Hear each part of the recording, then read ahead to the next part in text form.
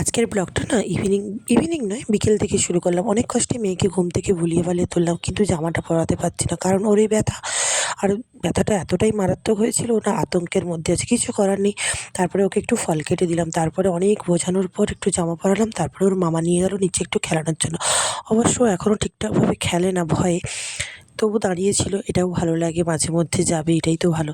তারপরে গেছিলাম ছাদে আমার গাছগুলোতে জল দিতে, সকাল থেকে তো সেরকমভাবে সময় পাই না জল দেওয়ার, তাই সন্ধেবেলায় গিয়ে একটু জল দিয়ে আসলাম। তারপরে এসে সন্ধ্যা দেখানোর পর মাকে ওষুধ দিতে হবে, আর খালি পেটে তো এত ব্যথার ওষুধ দেওয়া যায় না, তাই একটু গোলা রুটিয়ে চা দিলাম, ওটা খাওয়ার পর ওষুধ খাইয়ে মেয়েকে একটু পড়তে বসিয়েছিলাম।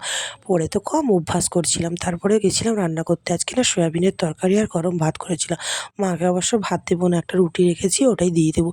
আর খাওয়া দাওয়া কমপ্লিট করেছি 11টার সময়। 11টার সময় মানুষ ঘুমোতে যায়, আর এই দেখুন আমার মেয়ে কী করছে। এখন তার খেলার সময়, অবশ্যই এই কদিন এটাই তার সঙ্গী।